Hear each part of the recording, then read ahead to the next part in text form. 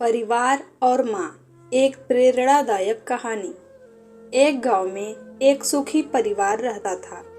उस परिवार में 3 भाई और एक बहन थी। उसके माँ बाप उन चारों से बेहद प्यार करते थे, मगर बीच वाले बेटे से थोड़ा परेशान थे। बड़ा बेटा पढ़ लिख कर डॉक्टर बन गया था और छोटा बेटा भी पढ़ लिख कर इंजीनियर बन गया था, मगर बीच वाला बेटा बिल्कुल गंवार और आवारा किस्म का था। कुछ समय बाद उनके दोनों बेटे डॉक्टर और इंजीनियर ने शादी कर ली और महीनों के बाद ही इनकी बेटी का भी एक अच्छा घराने में विवाह हो गया, मगर बीच वाला बेटा अभी भी कुंवारा ही था।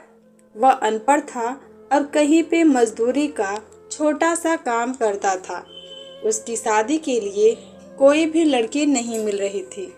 उसके माँ बाप उससे बहुत परेशान हो चुके थे।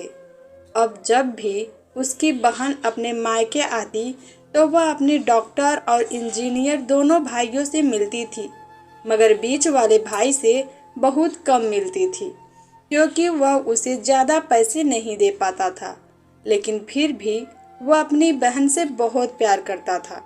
कुछ समय बाद उनके पिताजी की बीच वाले बेटे की बिना शादी किए बिना ही मृत्यु हो गई। उनकी माँ ने सोचा कहीं अब किसी के मुंह से बंटवारे की बात ना निकले, इसलिए अपने ही गांव में एक सीधी सादी लड़की से मझले बेटे की शादी करवा दी। शादी होते ही न जाने क्या हुआ, अनपढ़ बेटा मन लगाकर काम करने लगा और पहले से कहीं ज्यादा मेहनत भी करने लगा।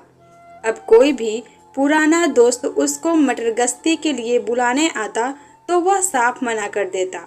एक दिन उसके डॉक्टर और इंजीनियर भाई ने सोचा कि यह तो गंवार और अनपढ़ है, हम इससे कहीं ज़्यादा पैसे कमा लेते हैं, इसलिए अब हमें बंटवारा कर लेना चाहिए।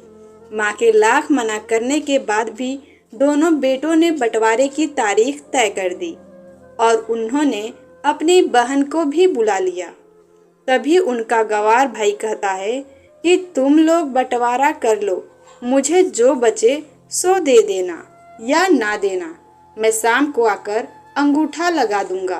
तभी उसकी बहन कहती है, अरे बेवकूफ़, तू तो हमेशा बेवकूफ़ ही रहेगा। जमीन का हिस्सा तो आमने सामने बैठकर होता है।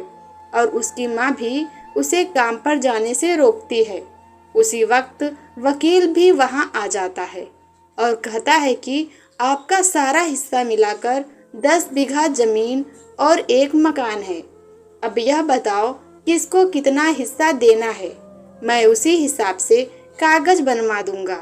तब गंवार भाई कहता है, वकील भाई 55 बीघा जमीन हमारे दोनों भाइयों के नाम लिख दो और यह हमारा घर है, मेरी प्यारी बहन के नाम कर दो।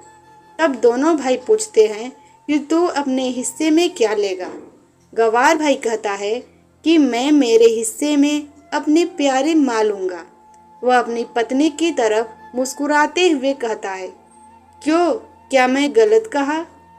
उस गंवार और अनपढ़ की पत्नी अपनी सास से लिपट कर कहती है, माँ से बड़ी वसीयत क्या होगी मेरे लिए।